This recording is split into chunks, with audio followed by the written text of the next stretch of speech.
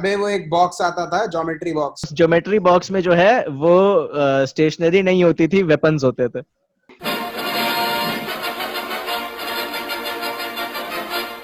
Class के अंदर आ गए, क्लास के अंदर आके अब करनी है शुरू पढ़ाई। तो सबसे पहले हम लोग क्या करेंगे, हम लोग खोलेंगे पेंसिल बॉक्स। तब हम लोग आएंगे स्टेशनरी वाले डिस्कशन में। अप्सरा की पेंसिल बेस्ट होती थी। Apsara extra dark, extra marks for good handwriting. आपको कभी हैंडराइटिंग में अमीर, पता नहीं अमीर बच्चों के पास अप्सरा की पेंसिल रहती, नॉर्मल बच्चों के पास नटराज वाली रहती थी। और ज्यादा अमीर हो जाओ ना तो डॉम्स की भी पेंसिलें आती थी। ये क्या होता है भाई, ये क्या मैं सुना। Favour castle, favour castle. हाँ, फेबर कैसल। अरे फॉरेन से आए हो क्या? वही रबर भी दो तरीके के आते थे, एक वो सॉफ्ट वाला बड़ा सा आता था और एक नटराज का बेकार वाला नॉन डस्ट आता था। नटराज अगर बेकार है, अप्सरा नॉन डस्ट।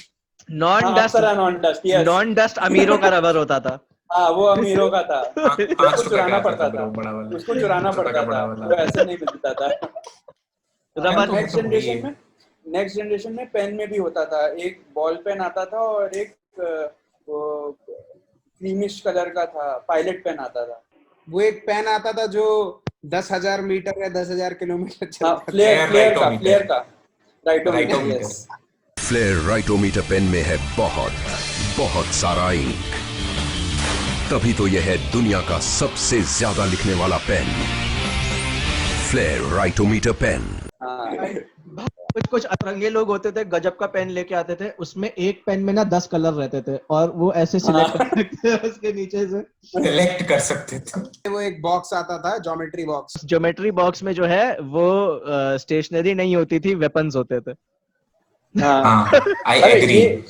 एक डाउट है, एक बात बताओ, ये डिवाइडर का क्या यूज होता था?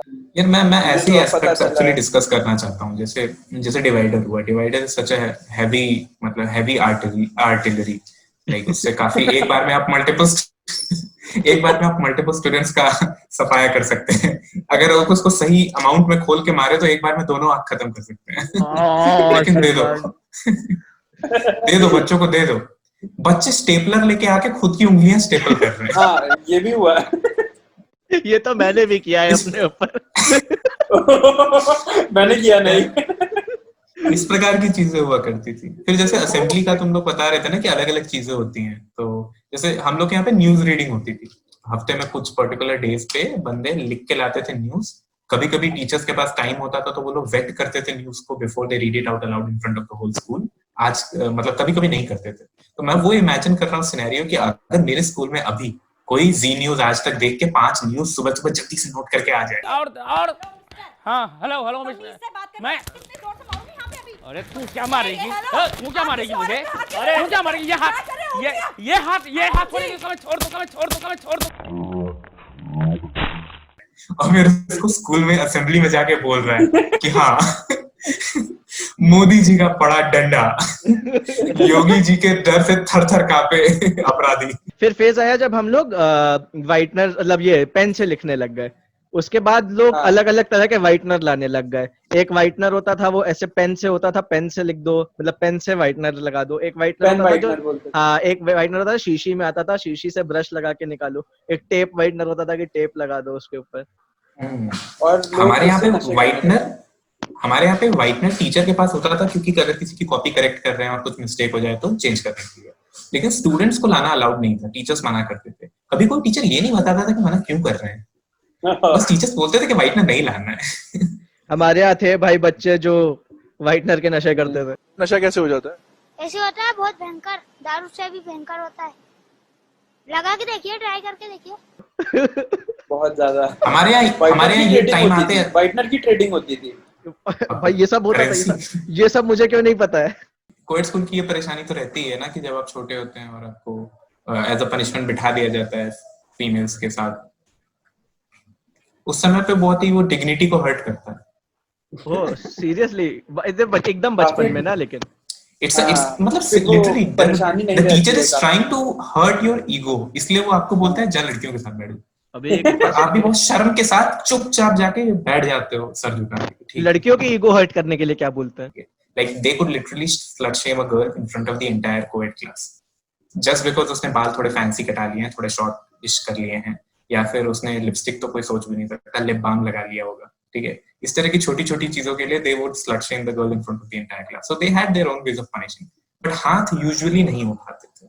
वो सिर्फ पीटी टीचर के लिए होता था जिनका इंग्लिश टीचर के साथ चलता था। Go rotate the ground 4 times. Goes. I think slut shame करना ज्यादा इमोशनली स्कारिंग है। हाँ काफी ज्यादा, मतलब ऑब्वियसली दे वुड क्राई इस तरीके से करोगे किसी के साथ क्लास में तो, ठीक है, रेयर होता था बट हो जाता था साल में 1-2 बार।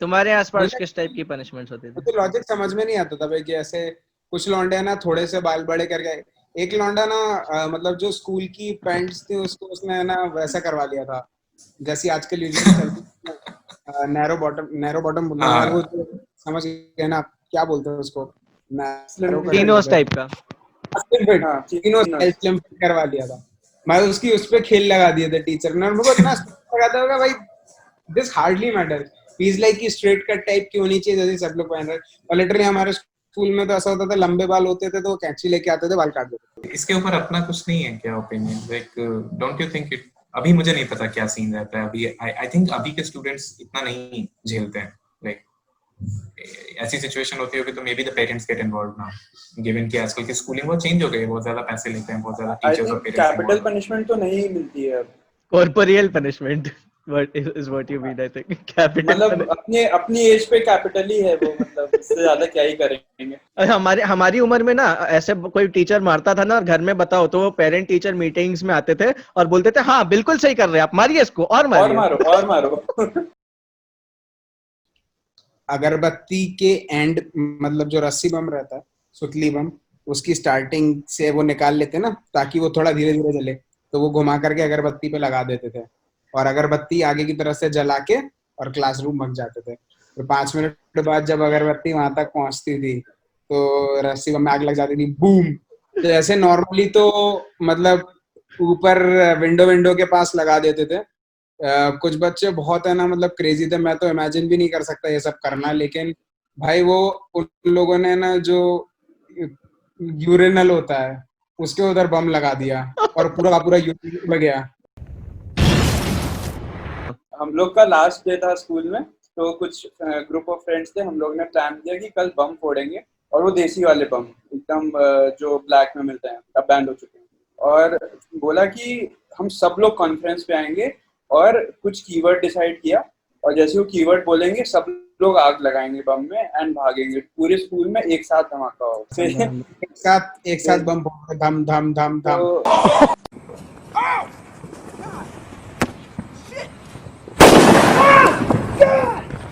पूरे स्कूल में हम लोग ने बम लगा दी और एक जगह चटाई भी लगा दी।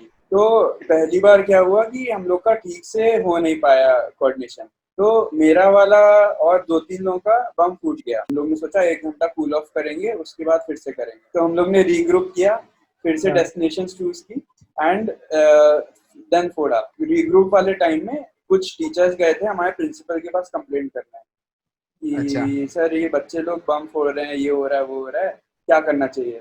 तो प्रिंसिपल ने कहा बेस्ट चीज है इनको इग्नोर मार दो, ठीक है। और जैसे ही उसने ये लाइन बोली वैसे ही फूट गया दूसरा वाला। तो ओ भाई मारो मुझे, मारो मुझे, मारो नहीं ये मजाक हो रहा है, 1 सेकंड यार, मजाक हो रहा है। स्पर्श, आप अगर कुछ चेंज कर सकते, कोई एक चीज चेंज कर सकते हैं अपने स्कूल लाइफ के बारे में, तो what would it have been?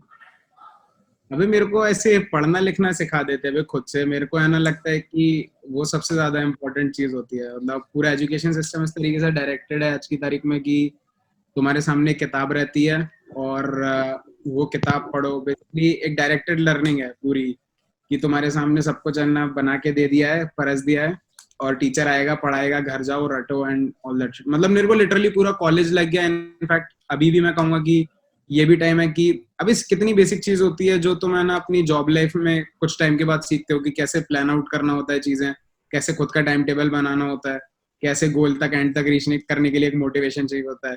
तो यार मतलब ठीक है, स्कूल में जितनी चीजें सिखा दी उनमें से घंटा हार्डली कोई भी चीज काम आती है, लेकिन मुझे लाइफ में दूसरी स्किल्स जो सीखनी है उनके लिए जो प्रॉपर तरीका होता है सीखने का, मतलब खुद से मैं डायरेक्टेड लर्निंग सीखता हूँ, that is I feel something कि जो मेरे को बचपन से सिखानी चाहिए थी।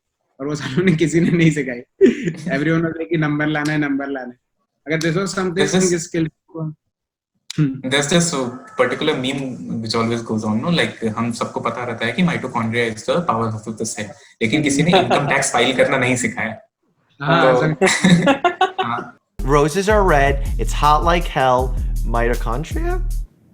It's the energy center of the cell. So it's like roses are red. It's hot like hell. The energy center of the cell. Moral science में I remember कि किसी point of time पे the topic of education was there in the book. And education had to be defined. So education was defined by whoever was teaching as a way of preparing kids to face the adult world. So उस वक्त वो rosy definition and all was very appropriate. Yeah, that was the correct definition. But अगर उसी definition से मैं उसी school के education system को judge करूँ, तो obviously it falls short. और most probably resources ही नहीं थे, teachers उतने educated नहीं थे. Frankly speaking, मैं अपने school के लिए तो कह सकता हूँ कि they were doing the best they could. Like extra time देने से लेके सब कुछ कर रहे थे सब. But नहीं था स्किल. इंटेंशन अच्छा था. It was the best they could do. I hope अभी इंटरनेट एंड ऑल आने के बाद से तो बहुत इम्प्रूव कर गई है सिचुएशन. मेरा तो आउटलुक ये है कि this is something that comes directly from a TED video from Salman Khan. Salman Khan, not the Salman Khan the actor, Salman Khan the creator of Khan Academy. Yes. Yeah, I know it. Salman Khan का एक observation था कि आप जो है बोलते हो कि आपको अगली क्लास में आने के लिए सिर्फ 40% नंबर लाने हैं. ठीक है, मैंने 40% मैथ्स में लाया, मैं पास हो गया, मैं अगली क्लास में आ गया. बट अगली क्लास में जो चीजें मुझे पढ़ाई जा रही हैं require me to know everything of the previous subject. जैसे मुझे मैथ्स में कुछ पढ़ाया जा रहा है तो इट रिक्वायर्स मी कि मुझे पिछली क्लास में जो मैथ्स में है वो सब अच्छे से आता हो, which is very stupid according to me. पहले का 60% मुझे सिलेबस ही नहीं आता है तो मैं आगे का कैसे पढूं. और ऑब्वियसली अगर मैं आगे का पढ़ने की कोशिश करूंगा तो मैं बस रट रहूंगा. ये बहुत कल्चर होता था ना जब एग्जाम्स होने के बाद कॉपीज दिखाई जाती थी फाइनली जिसमें नंबर्स होते थे and everybody was sitting there comparing their marks with everybody else. तो आई रिमेंबर डिस्टिंक्टली कि मैं तो फ्रंट बेंच में या कहीं फ्रंट के आसपास बैठा रहा हूंगा and I remember somebody getting very less marks in the back side and some other guy in the backside also not getting very good marks trying to console him saying कि don't compare yourself to those front benchers. वो लोग सिर्फ रट के number लाते हैं bro, हम लोग समझ के पढ़ते हैं इसलिए हम लोग के नंबर कम है, तुम चिंता मत करो and all that. So I don't know where those guys ended up but they were right. ठीक है, they would never get to see this podcast but they were right. वो front benchers जो थे वो सिर्फ रट के नंबर ला रहे थे. I hope वो लोग बाकी के लोग समझ रहे हैं. भी नंबर लेके आता था. बीइंग ऑनेस्ट, एक बार है ना मैं ना छत पे जा करके धूप में बैठ के रट रहा था चीजें और I still remember the discussion. मेरे घर पे फर्स्ट फ्लोर पे एक भैया रहते थे और मैं कोई आंसर रट रहा था, फ्लूइड्स के ऊपर कुछ था and there was the word viscosity और विस्कोसिटी का मतलब मेरे को मालूम नहीं था और मैं लिटरली रटता था और मैं लिख देता था, मैं इस लेवल का रटता था. And he just came to me and he is like कि क्या कर रहे हो. मैंने कहा यार मैं ये पढ़ाई कर रहा हूँ. और obviously I was considered like one of the good students क्योंकि मेरे ऑलमोस्ट खतरनाक नंबर आते थे, सेकंड रैंक थर्ड रैंक ऐसी रहती थी. लेकिन मुझे कभी कुछ समझ में नहीं आता था. But that one discussion with him he change. He is like कि चलो मैं तुमको इस क्वेश्चन का आंसर समझाता हूँ. तो उन्होंने मेरे को बताया कि विस्कोसिटी का मतलब क्या होता है. बस मैं उस वक्त इतना गुस्सा आ रहा था मेरे को कि यार चुपचाप ऊपर आया हूँ, मेरे को रटने दो ना, काय परेशान कर रहा है. बट लेकिन that one moment I was like कि हाँ चलो ऐसा भी कुछ होता है. उस दिन मेरे को समझ में आया कि रटना नहीं होता है, शायद इन सब चीजों का कुछ मतलब अगर समझ जाओ तो थोड़ा समझना आसान होता है. बट स्टिल मैंने ना उस चीज को रिगार्ड नहीं दिया जब तक मैंने, क्योंकि ऑब्वियसली ना उसके साथ कोई रिवॉर्ड अटैच नहीं था. मेरे को क्या मिल रहा है भाई समझ के, मैं जब रट के मेरे नंबर आ जा रहे हैं दैट इज द रिवॉर्ड. तो मुझे समझने के लिए मैं क्यों दिमाग लाऊं. बट मेरे को उस दिन ये लग रहा था कि यार मतलब मेरे को लाइफ में इतना लेट समझ में आया कि चीजें समझने का इंपॉर्टेंस क्या होता है. तो उस पर मेरे को एंथुसियाज्म बढ़ा. तो तब मैं कहूंगा कि मेरी तो लर्निंग एक्चुअली 8th क्लास के बाद शुरू हुई. उससे पहले तो मैं सब रट ही रहा था. तो मे बी उन लोगों का, कुछ लोगों का जो आगे बैठ के रट रहे थे उनको मे बी लाइफ में लेट टाइम रियलाइजेशन हो गया होगा. ऑब्वियसली उसके बाद 12th तक मेरे अच्छे ग्रेड्स नहीं है, लेकिन उसके बाद 12th तक मुझे फिजिक्स, केमिस्ट्री, सारे सब्जेक्ट, ज्योग्राफी, हिस्ट्री सब चीजें समझ में आई, लेकिन नंबर हमेशा गंदे है. Sir, machines are any combination of bodies so connected that their relative motions are constrained, and by which means force and motion may be transmitted and modified as a screw in its nut, or a lever arranged to turn about a fulcrum, or a pulley about its pivot, etc. Especially a construction more or less complex, consisting of a combination of moving parts or simple mechanical elements as wheels, levers, cams, etc. Perfect. Please sit down. Thank you. Thank you. I used to note down what mistakes I made in this particular revision so I can correct them. और mistakes क्या होती थी जानते हो? यार यहाँ पे comma भूल गया मैं इस आंसर में पूरा आंसर सही याद है, एक कॉमा था ना भूल गया, याद रखना अगली बार कॉमा ठीक करना है. ठीक है, this was my level of cramming at that point. और क्रैम करने का एक सबसे बड़ा प्रॉब्लम होता है ना, there is some point of time जब your brain reaches max cramming capacity. मैं दिन में इतने घंटे में इतना क्रैम कर सकता हूँ. Once your syllabus crosses that, you are उसके बाद क्रैम करके दिखाओ. तो कंक्लूड हम कर ही रहे हैं. तो स्पर्श मैं चाहता हूँ कि आप एक बार नाच के दिखा दें हमारे ऑडियंस के लिए, क्योंकि यही होगा.